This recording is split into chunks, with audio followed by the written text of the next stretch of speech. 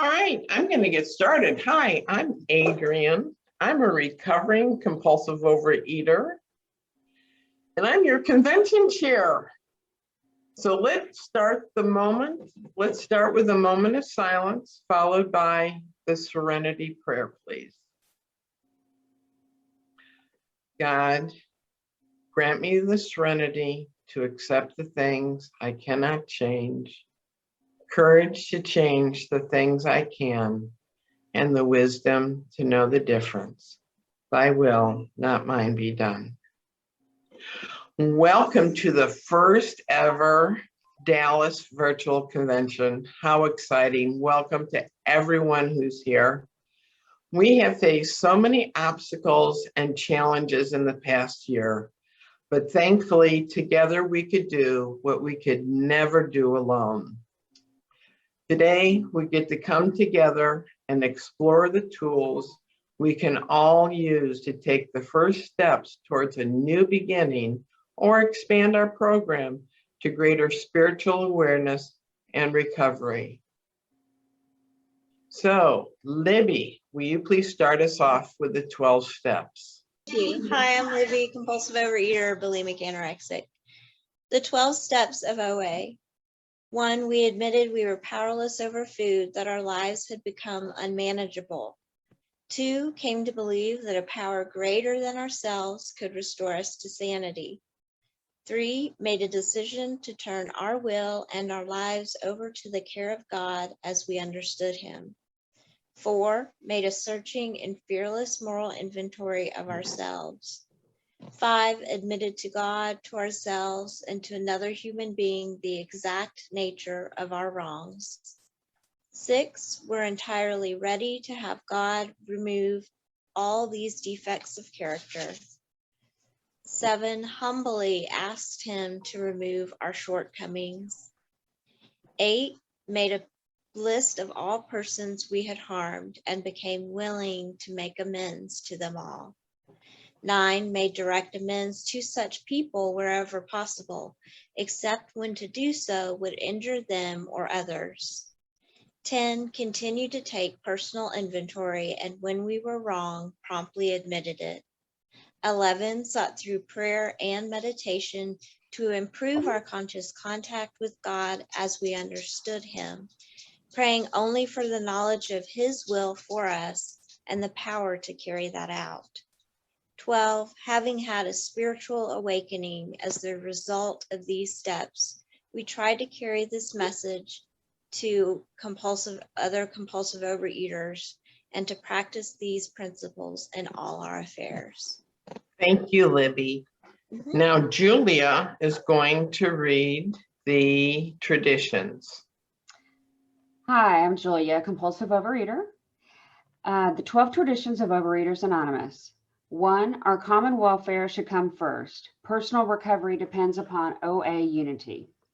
2, for our group purpose, there's but one ultimate authority, a loving God as He may express Himself in our group conscience.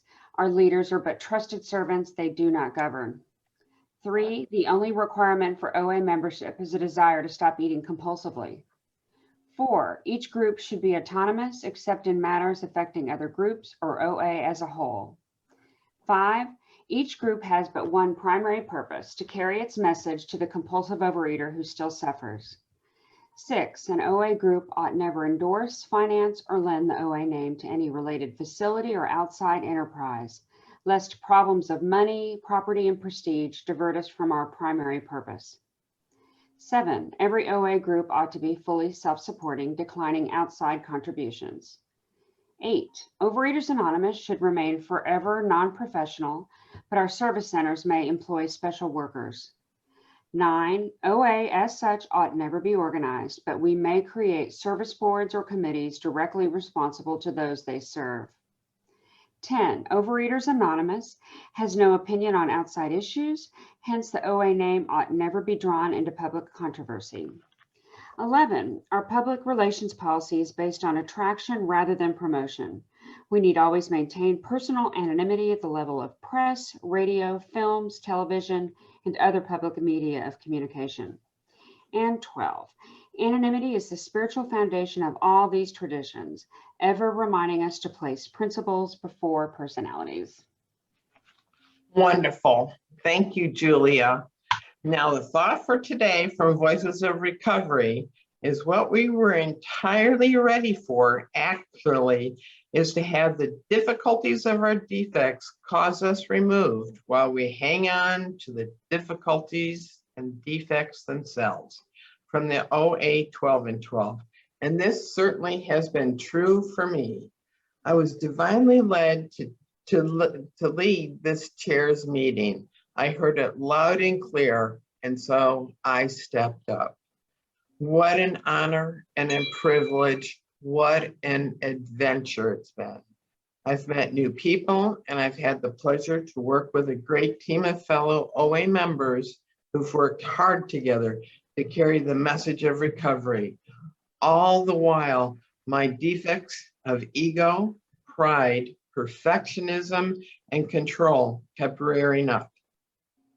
I've gotten to continually practice surrendering them to God, set my intentions daily on how I want to show up, and I've worked the steps daily, applied the traditions and the concepts.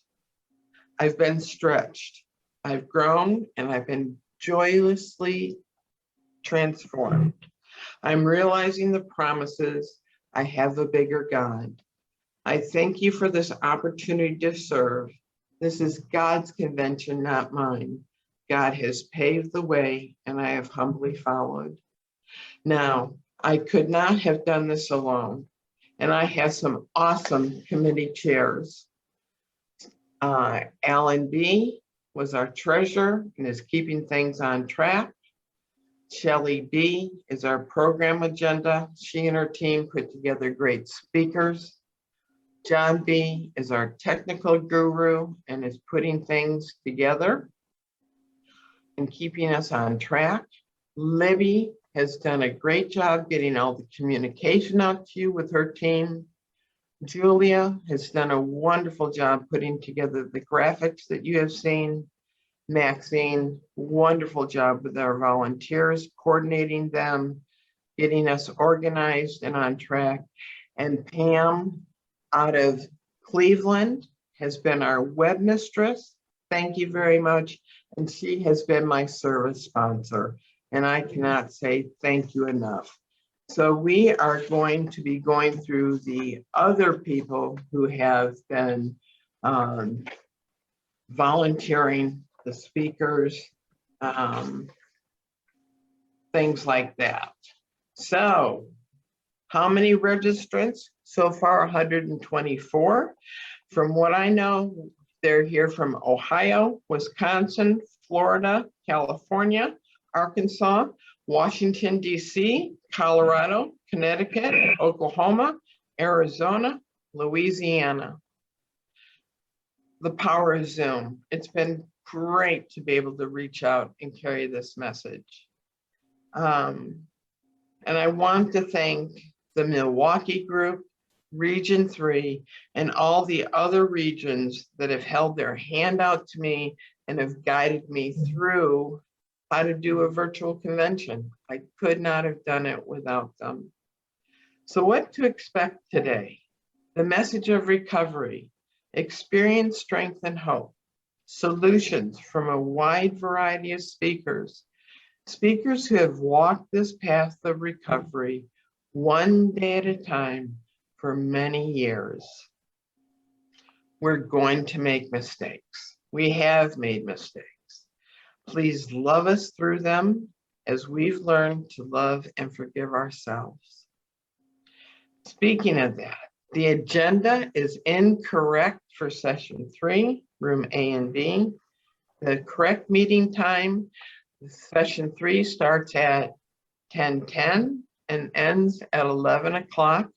All times on the agenda are Central Daylight Time. And session 4 does begin at the stated time of 11:10. Here's some housekeeping to be aware of. You can access room A or B by using the links embedded in the email you received or by manually entering the Zoom information. If you have any problems, email oadallashelp@gmail.com.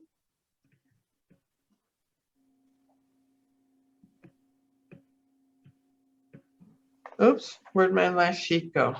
Anonymity is requested. Please no pictures or recordings. What you hear here, whom you see here, when you leave here, let it stay here. Crosstalk, feedback, and advice giving is discouraged, just like in any other meeting. And please stop your video if you're eating, moving around, driving, being a distraction. We may turn your video off, and all you have to do is just chat a message to us when you're ready to have your video turned back on. So I ended up early, like I was told that I would, because I'd rushed through it. But we have a 5-minute break, or we can just jump right on into things. We have some things to take care of. Oh, good. We have found Tennie. Let's change her name to Tennie. There we go. Hi, Tennie. And we can get our first session started if you would like to. And thank you. Thank you. Thank you for allowing me to be your co-host. Thank you to the team. Blessings, peace. Have a great day. Good morning, everyone. And thank you, Adrienne and the team, for getting us started on this wonderful day. The name of this workshop, can everyone hear me okay? Okay, good. Good. The name of this workshop is using the tool of a plan of eating to build the supports for abstinence. What a great way to start. My name is Karen. I'm a compulsive overeater. Welcome to the first ever Dallas virtual convention. This session's format is a one speaker for 30 minutes. Then the floor will be open for 2-minute question and answers and shares. Before I introduce the speaker, I'm going to give you some housekeeping information, and you're going to hear this throughout the day. Attendees will all be set to mute. We ask you rename yourself to your first name and last initial. If you wish, you can add your phone number or email. The session is being recorded. Only the audio portion will be made available. Please stop your video if you're walking around, driving, or eating. You will still be able to hear the session. We may turn off your video if we see you doing any of those. Please send a chat message when you're ready to have your video turned back on. If you want to change your view settings, click on the view button on the top of the right of your screen. You may choose either gallery or speaker view. Please note that your chats will be sent only to the host, which is Pam. Wave your hand, Pam. Thank you. Questions and comments will only be seen by the host. So today I have the pleasure, because I've heard such wonderful things and being very excited to hear Tennie M. from Abilene, Texas. So Tennie is going to speak for 30 minutes. We're a little ahead of schedule, but that'll leave us more time for questions and answers after that. So with that, I introduce you to Tennie M. Thank you. All righty. Good morning, everyone, on this bright Saturday morning. I am very grateful to be here, and I thank the committee for inviting me. I am Tennie. I'm a very grateful recovering compulsive overeater and bulimic. And I have come September the 19th, I will have 36 years of recovery, back-to-back abstinence that I am very proud of, and it is by the grace of God and people like you who have helped me these past almost 36 years. So the tool that I'm talking about today is the tool of abstinence. And what happened with me is I had been a compulsive overeater since I was age 4. And it's, when I say a compulsive overeater, I mean, I ate everything I could get my hands on. My mother was a prescription drug addict and alcoholic. And I started using food like my mother used alcohol, and it eased the pain of living. I became my mother's mother when I was very young, about age 8.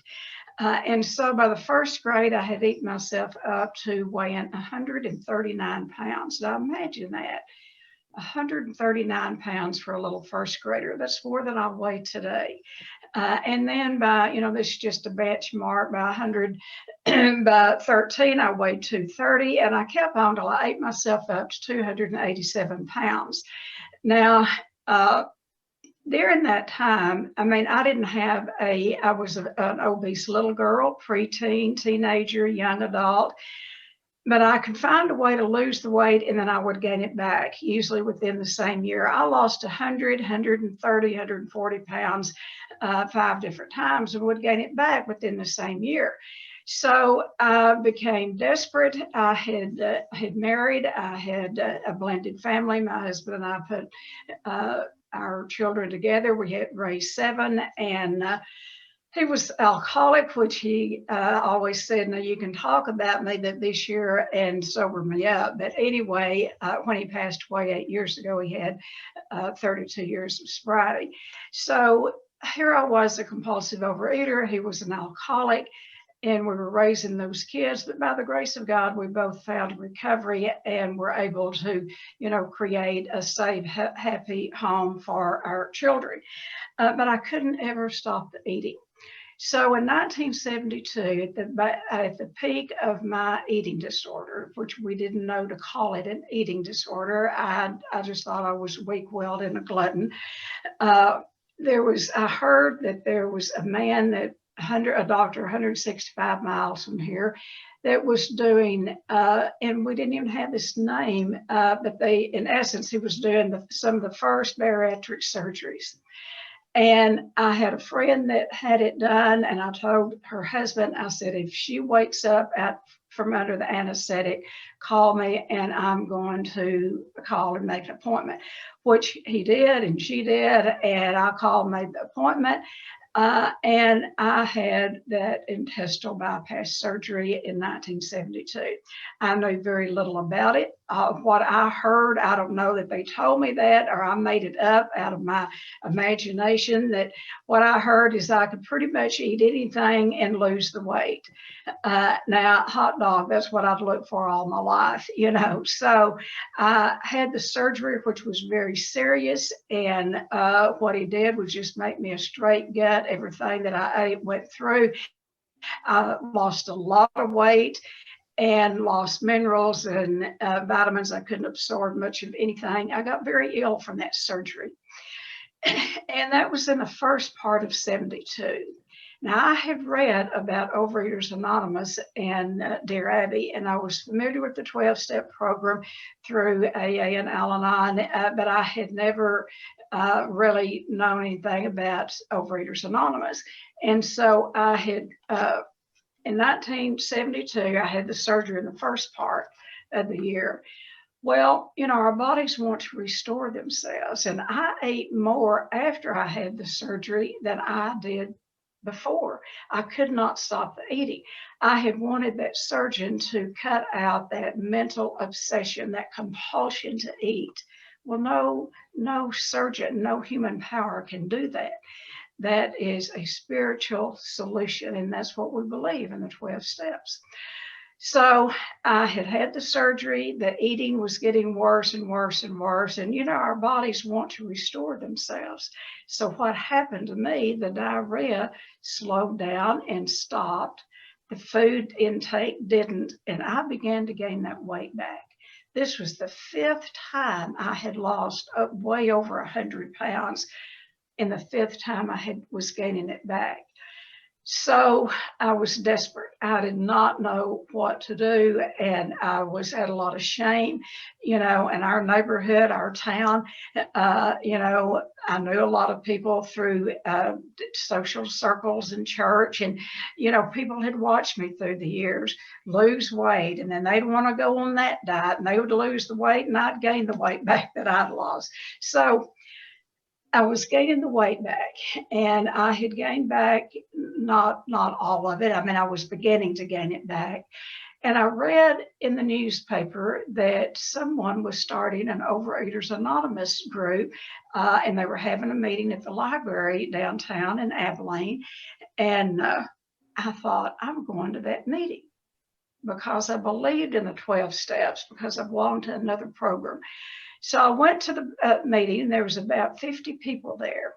And when I walked in there, I knew many of them because many of them we had met up in, the doctor's offices, the diet doctor's offices. And also I was a member of TOPS Club. One year I had was crowned queen of the TOPS of our group because I'd lost over 100 pounds. And here was all these people that I had known through my weight loss history. And, I had lost the weight through having this surgery, and all of them knew that I'd had the surgery. And I walked into that first OA meeting, and what I heard some of them say is, well, what are you doing here? You have lost the weight. What are you doing here? And bless my heart, what I heard is, one more time, I don't even belong in Overeaters Anonymous. I don't fit in even here. But that really didn't keep me from going back because I knew that I needed more than just the food and the weight loss, that I had to have something else to hold on to. So I started to OA in actually 1972. And they had, and like I said, I was gaining the weight back. I had gained back about 60 pounds of what I'd lost. And they had a meal plan called Dignity of, it was called the Gray Sheet. And if you wasn't gray sheet abstinent, you wasn't abstinent. And the woman that started the meeting had been in OA somewhere else. We have an air base here, and her husband was in the Air Force and was transferred here. And so she was pretty much, ingrained in the OA program and was pretty strict. And that's probably what we all needed at that time. But she was pretty strict in setting up the program. And she presented the gray sheet to all of us, and that was, you couldn't share, you couldn't talk unless you were gray sheet abstinence.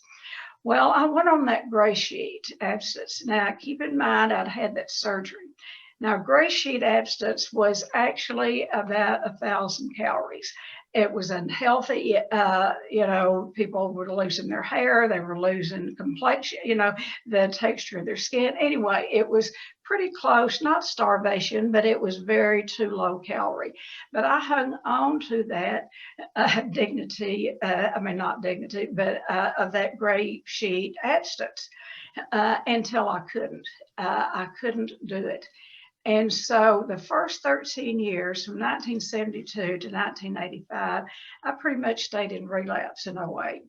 I would stay on the plan for a while, and then I would relapse and go off of it, and gradually began to gain some of that weight back that I had lost. And I was at my top peak top weight when I'd had the surgery.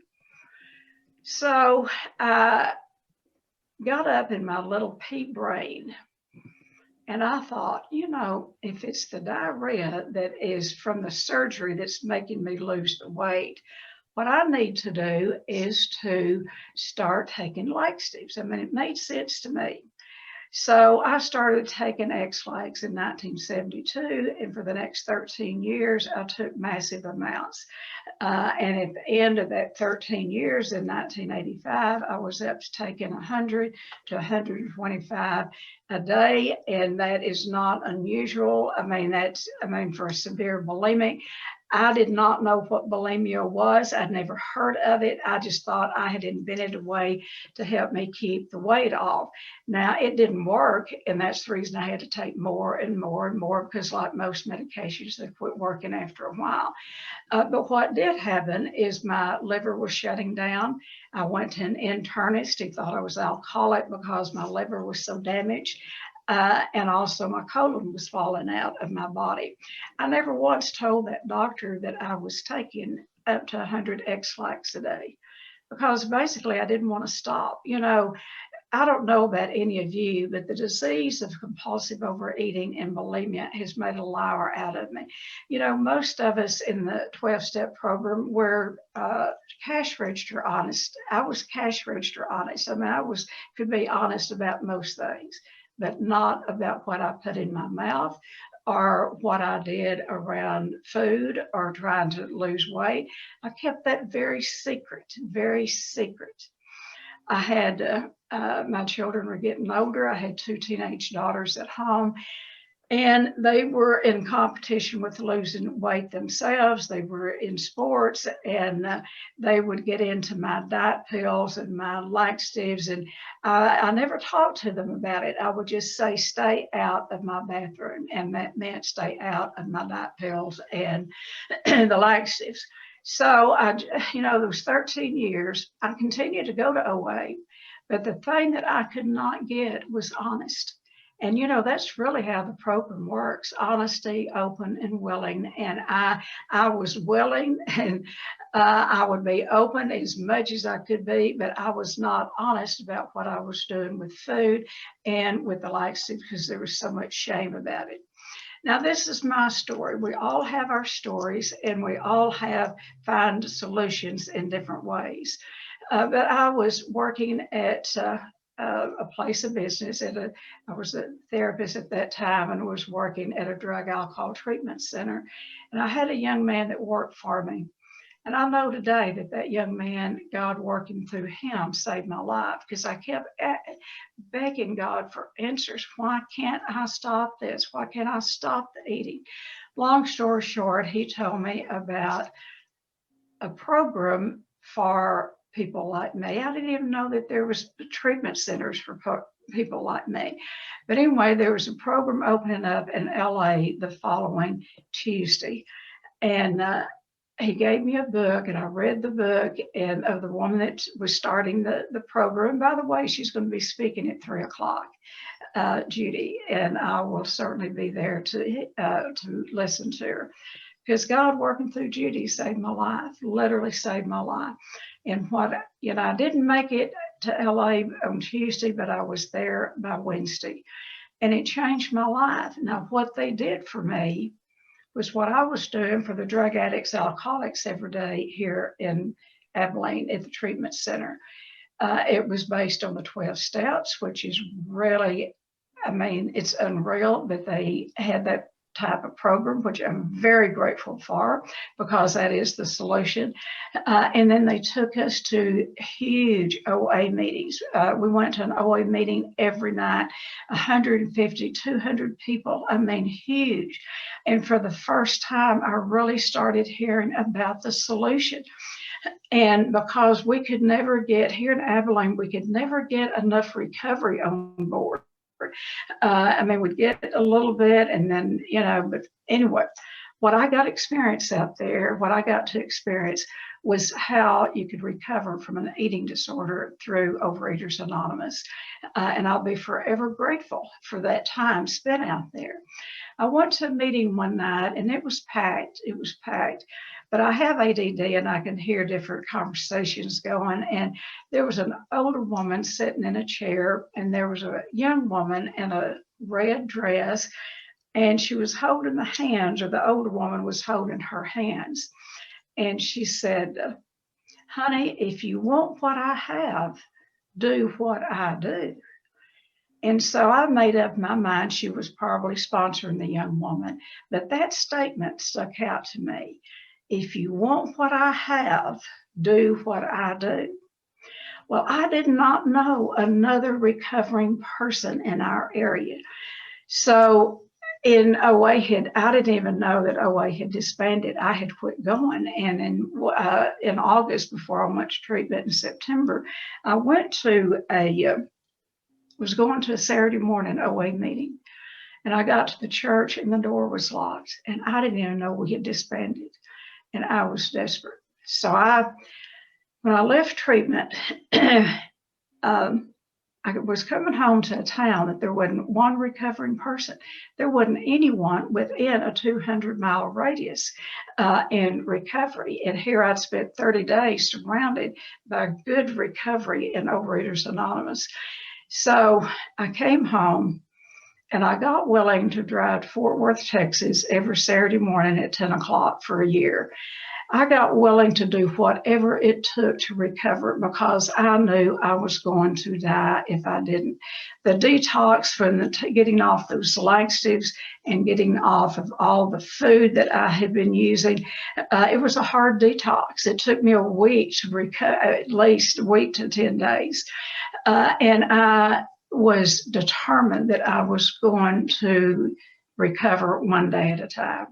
So I went to those meetings every Saturday morning for a year, found a sponsor there, came back, and there was a woman that had been in OA here before. I called her. Together, we started the meetings here in Abilene, and by the end of the year, we had a meeting every day.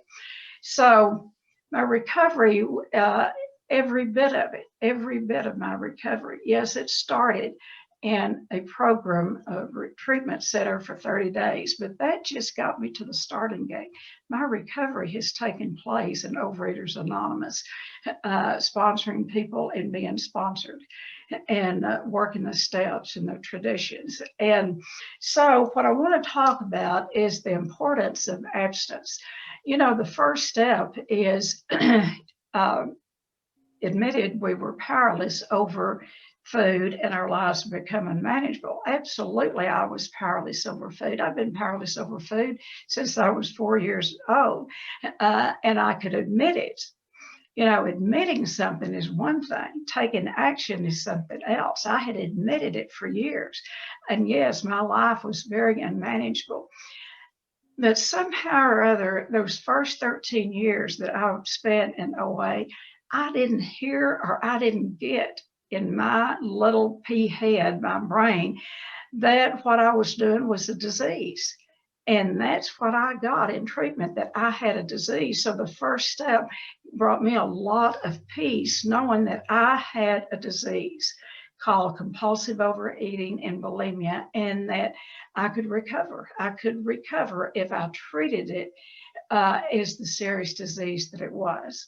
So the meal plan, and, you know, I want to talk about, you know, we have this, so I want to say, during that time, I can't remember the year that OA disbanded the gray sheet abstinence, and, you know, and we didn't recommend food plans for anyone for a while. Now, people come to OA, Overeaters Anonymous, for one reason. They really get to the door because they either, you know, because it's usually that they want to find a way to lose weight.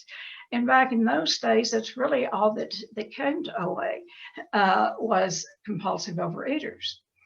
Now, I found out and had the name for bulimia because of what I was doing for those 13 years.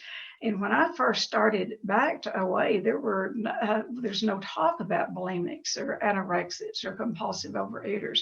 I'm so very grateful today that we open the doors for anyone with any food behavior.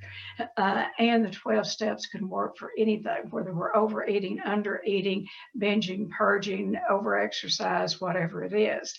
So, the food plan, that this dignity of choice that they came out with, because people kept saying, well, where's the diet? Where's the diet? You know, and what we know is that diets don't work. You know, we go on a diet so we can go off of it. But what OA subscribes to and published is our meal plans. And one of the meal plans in here is and I'm not going to go over all these meal plans, but it gives you a choice of meal plans. And where before we had no choice, gray sheet or nothing, you know, now it's a choice. And actually, I there's this basic 2 meal plan is what I stayed on. I did not vary from that plan. Now, I'm telling you, I had got so sick with my eating disorder, I was willing to do anything. And I got a hold, the meal plan, and the meal plan is healthy. It's the basic 2, we're actually in this dignity of choice. And I did not vary from that meal plan for 26 years. And most of that time, to weigh and measure the food, OA has no, they don't, say weigh and, they don't really have an opinion about it. Some of us need to. I needed to because I could not trust myself. I could not trust, over-serving or under-serving. I never underserved myself to be, it was the over-serving. So for 26 years of my recovery, I stayed on this basic meal plan. And then there'd be times that I wouldn't weigh and measure. But if something was going on the inside, if I was having problems or if, something was happening, I would have a concern that I would get back into the food. So I'd go back to weighing and measuring my food. Now, the main thing. Tennie, we lost your audio. Tennie, you still there? I think we lost her audio and video. She's frozen. Okay. Tennie, if you could come back in, well, she can't hear us. Never mind.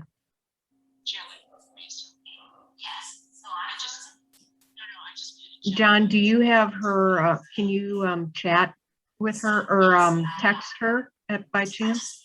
I do not have her, Okay. Her phone number? her info. Adrian, do you have her phone number? Let me see. I think Adrian may be in the other room. Let me text her. Okay. Hello? Oh, there you Tennie's are. back. She's back. Good. Okay. It just went off for a minute. Okay, all righty, I'm back. So, like I was saying, OA didn't subscribe to any, didn't tell anyone what kind of food plan to use. What it does is, get a sponsor, get a good sponsor. Now, one of the things about good sponsors is you pick someone that you want what they have. It's that simple. And I don't know, I don't know all sponsors, but I don't think for me, someone that told me what to do every minute did not work for me. It did not. I didn't need to have a Nazi sponsor. Maybe you do. I don't know. But, a good sponsor will guide you. And the food, once the food gets into place, the program, sobriety is, getting the food, the disordered eating in place. And that just gets us to the starting gate. The rest of the work begins then. And that's why it is so important to do step 1, to admit that we have a disease, and then get sober around the food and the food behavior. Now, I will tell you, I think food, addiction, eating disorders are the hardest to treat, and they can be treated. I'm a prime example. We can treat an eating disorder. I was severe bulimic and compulsive overeater, but by the grace of God and folks like you and the God of my understanding and doing the hard work, I've been in recovery for almost 36 years. But without sobriety, and what I mean sobriety is finding a meal plan that works and staying on the meal plan. And then when something happens in our life, don't use the food over it. That's what I did. If I got upset, it called for a binge. If I got upset, I would go to the food. And so that's why the rest of the steps, step 1 is the problem. That's really all step 1 is figuring out what the problem is. And then step 2 is the solution. Came to believe that a power greater than ourselves could restore us to sanity. And sanity, doesn't mean that I was just crazy in every area. I could act crazy a lot, but it means in our brains of an eating disorder person that a sliver of my brain was missing when it came to choosing food and choosing the right amounts.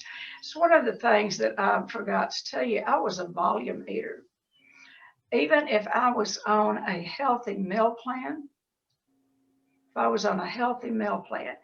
and this was before, recovery.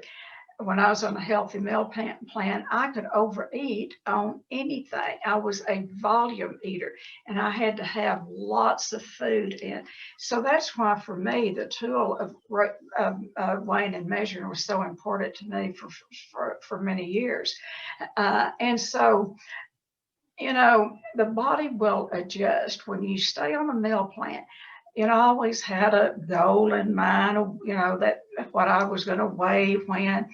The body will adjust. The body has a set point, and we are so much more than our bodies. We're not our bodies. It's our very soul that we need to begin to look at. But in order to get really into the steps and work the steps, I believe we need to be sober around the food. That's my belief. And so it's, I stayed on that meal plan, and then what would happen, and I wouldn't weigh, maybe once a month or every 2 months.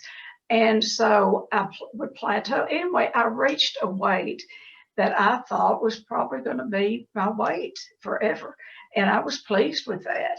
And that has been probably 4 or 5 years ago, maybe 6. But what I'm saying, staying on that meal plan and staying on the meal plan and staying on the meal plan, your body is going to get to its set point. And I have surrendered, I think 30 pounds in the last 3 or 4 years. And it wasn't even something that I was striving for. It happened because I stayed on a meal plan.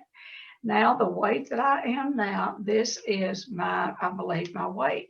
I'm on maintenance now.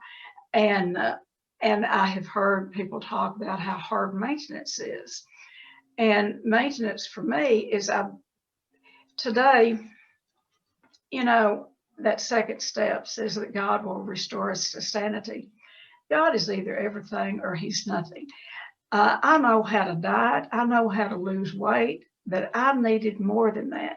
And when what God will do for us in recovery, he will remove that mental obsession, that part of our brain that tells us to go eat. And I'll tell you, that's what has happened to me. Food has taken its proper place. I can't believe, and my children and people I know that are close to me have watched me, and how the food is it's no problem to me. Now, I'm not arrogant enough to think that the eating disorder couldn't return in a heartbeat. I'm not that arrogant. I continue to treat it on a daily basis, and how I treat it is do, those 5 things. I get up in the morning and I invite God into my day and into my absence. And I have a little prayer partner, and I spend time with her every, try to do at least 3 mornings a week. And so prayer and meditation to invite God into my food, in the eating, and to, ask him to put someone in my life that I might be a blessing to, and to get up off my knees and read some form of program literature every day, because I have a forgetter. If I don't, I might forget that I, have an eating disorder. So I read some kind of program literature, and I continue to work the steps and the traditions, and then, go to meetings. And I haven't been able to go. I've gone to 2 face-to-face meetings and went to a retreat this year. Otherwise, it's been like this, Zoom meetings or phone meetings. And then that 5th thing is we must give away what God has freely given to us. And that's through sponsorship or through just sharing your recovery story with someone. Today, y'all are giving me another day of absence by helping me, by inviting me to come and share with you. And my absence, I treat it with lots and lots of respect. But I want to tell you, and I want to emphasize this, food has taken its proper place in my life. I no longer have to white knuckle the food. I no longer have to write down every bite I eat. So I want to encourage you to, if you're not on a food plan, choose a food plan, work with the sponsor and find something that works for you, and then work the rest of the steps, because that's what the program is. Once we get sober, then we move in to recovery through the steps. So thank you for allowing me to share. I hope it's been helpful to someone. Anyone have any questions or comments? All right, thank you, Tennie. We will now open the floor for 2-minute shares and questions and answers for Tennie. A few notes, please focus your questions and shares on the topic of this meeting. For those of you who arrived late, the topic of this session is using the tool of a plan of eating to build and support your abstinence. Place your questions in the chat and the Zoom host will read them to the speaker. Please focus your shares on answering the questions. What is your main takeaway and how will you apply this to the program? To share, please raise your virtual hand by selecting the raise hand button at the bottom of the reaction menu located at the bottom of your screen. If you're joining by phone, please use *9 to raise and lower your hand. The leader, me, will call on those to share. Please select unmute to speak. The timer will signal when your 2 minutes time is up. And Pam is the host, the Zoom host, so she will call on the chats and we will be alternating a share with a chat. The meeting is now open for questions and answers.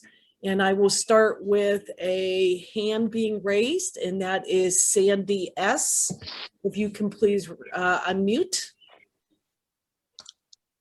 I have unmuted. Good morning to my fellows. Can you hear me? Yes. Okay. Good morning, Miss Tennie. You were magnificent and you're God sent this morning. Thank you so much for the information. And I found it to be very encouraging because one of the issues and problems, great problems I have, is the weighing and measuring. I'm always telling myself, oh, I can eye this and I can eye that. And I'm always on the go. I'm in the ministry, but I believe that my ministry now needs to be the focus on me. Me and the Lord talked about that, my higher power. The focus needs to be on me, because if I don't continue, and I've been abstinent 2 years from sugar, and that has been a great change in my life, a lot of medical changes, a lot of improvement in health, but at the same time, I could do more. Now, I have maintained the 65 pounds of weight loss, but I need to continue on. And I'm constantly telling myself, well, I don't want to be a little girl. I like being a big girl. I'm a hero, a shero, you know, but that's not exactly good. My granddaughters helped me feeding that. But I just wanted to find out, did you have any problems with finding the plan that was really for you? Because that's going to be the key to me, the plan that's going to work for me. Some plans are just not for me, period. And finding the best, because I have a couple of more health things I need to deal with. So in selecting the plan, was that something easy? And I'm having a problem finding a sponsor. My problem with the sponsor is because I am so busy, when I don't call in, they take it as, oh, well, she's not interested. And that's not it. It may very well be that I've gotten a call. I work with battered women and women who are in abusive situations. I gotta go, you know, so I'm having a problem finding a sponsor. Okay. Am I to answer the question? Yes, ma'am, please. Okay. All right. So, you know, the meal plan that I found, that I've stayed on, pretty much came out of dignity of choice. It's 3 balanced meals a day, nothing in between, and and a snack at night, because I was a night eater, and that snack at night has really been helpful. Later on, one of the things that I did is gave up sugar because sugar was like a drug for me. Later on, I had problems with my stomach, and so I've given up all gluten. It's not about the diet or anything. It's about my stomach. So I don't do any kind of bread or any of that. But the plan works for me. And I hear that you're so busy, but I'll tell you, Sandy, if you don't take care of yourself, you're not going to have time for anything else that you do. And make yourself a priority. And that's what I had to do. I was also a work addict, but I had to make getting well a priority. And for the first 2 years of my recovery, that's basically what I did. And because I was dying. And if I hadn't done that, I wouldn't be sitting here talking with y'all today. I think we have to take the disease very serious, because the disease takes us very serious. If you don't take the disease serious, the disease will take you down. And I'm very serious about that. So find a meal plan. What I encourage people to do is eat by the clock. Eat, 8 o'clock, 12 o'clock, 5. That's what worked for me. And then, by 10 o'clock in the morning, if I'd had that good breakfast and at 10 o'clock I was feeling hungry, it was emotional hunger, not food. Okay. So just in the chat, just a comment from Maria G. Your share was very clear and concise. I gained the clarity I needed. You kept it clear and simple. Thanks. Oh, great. Anyone else?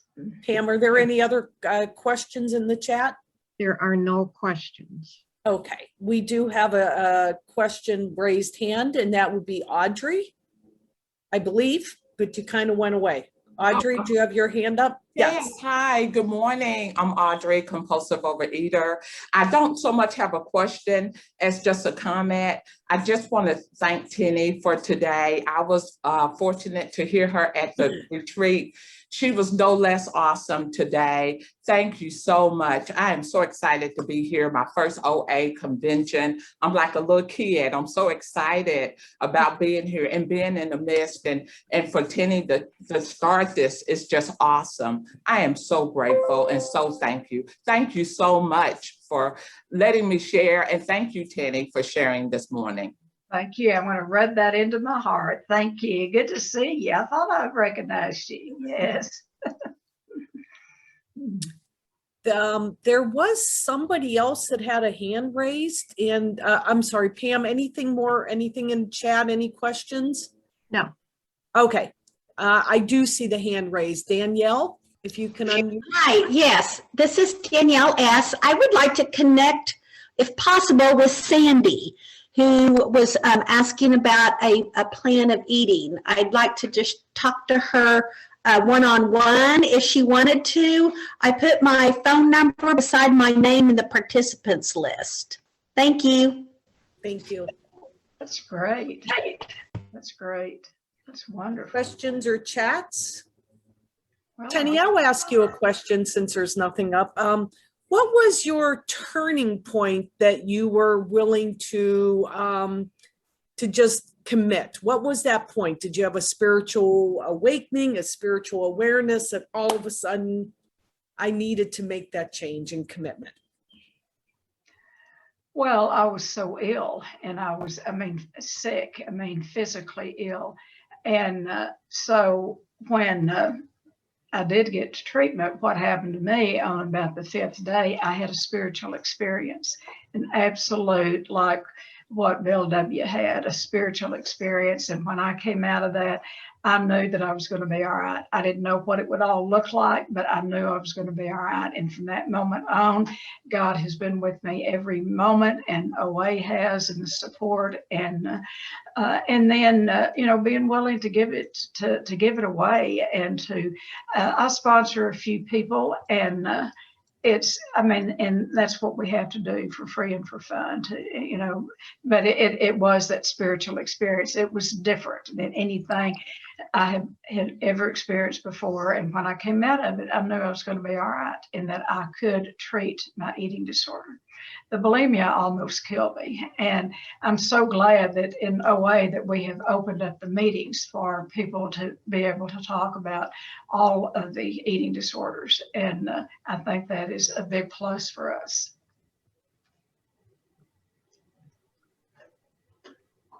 Thank you, Tennie. Pam, any questions? There are no questions. Okay. Yeah, I also see that Anna has her hand raised. I had, Gwen was next in to have her hand up.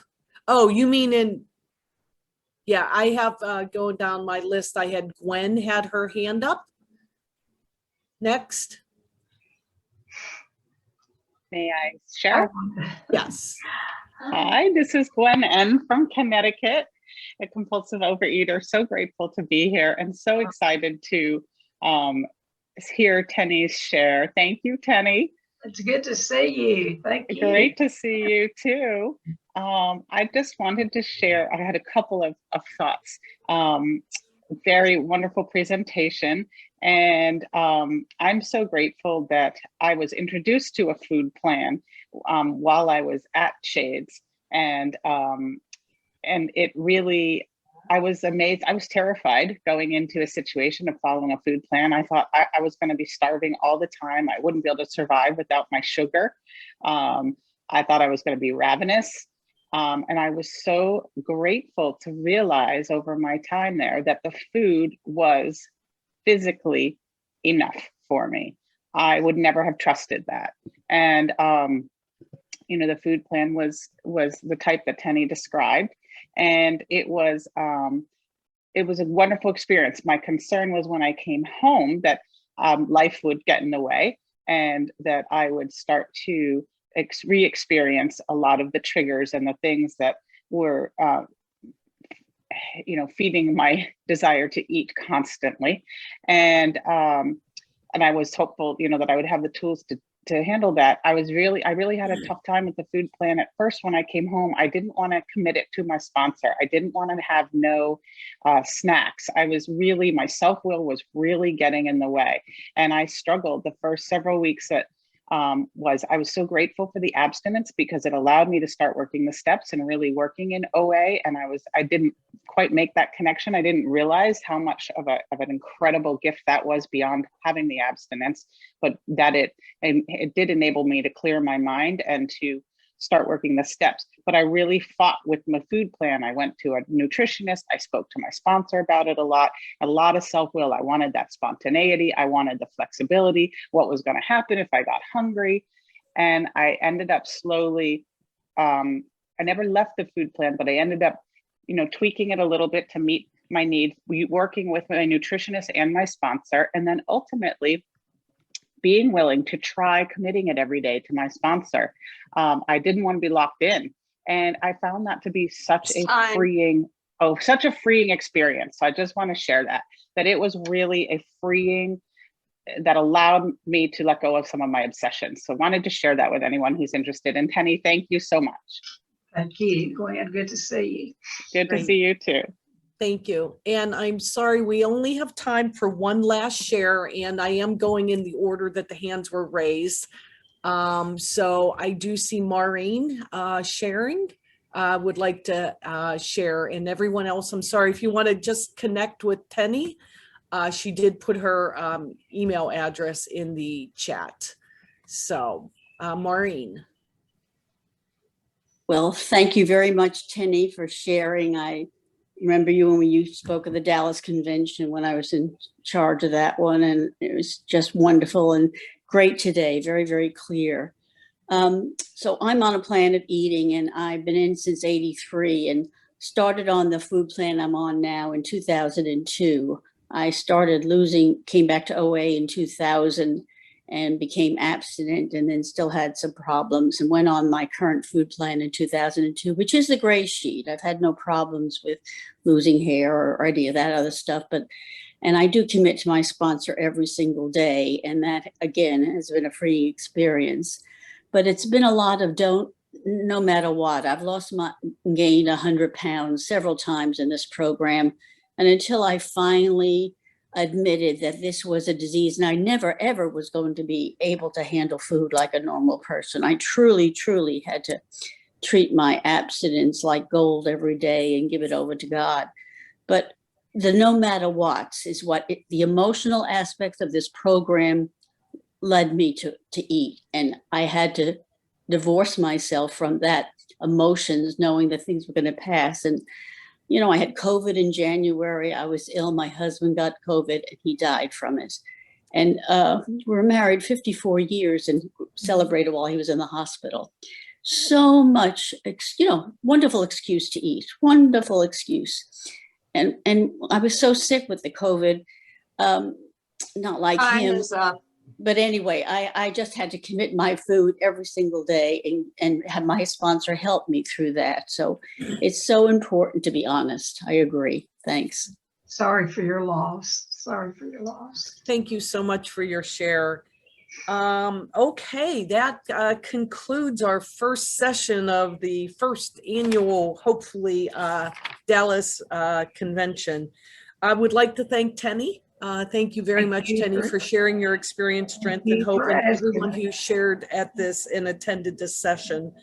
Again, if you have any questions, I'm sure Tennie would be willing to answer off at another time. We now have a 10-minute transition break for everyone to get ready for the next session. The next two sessions in room A, I believe, my sheet flew off over there, but there's two sessions: practicing these principles in all our affairs, principles of each step. Yes, that is in room A. And then in room B will be relapse. And we will start again at 9:10. Thank you, everybody. Thank See you. ya at another session. Thank you, Tennie. Thank you. Thank you for asking me.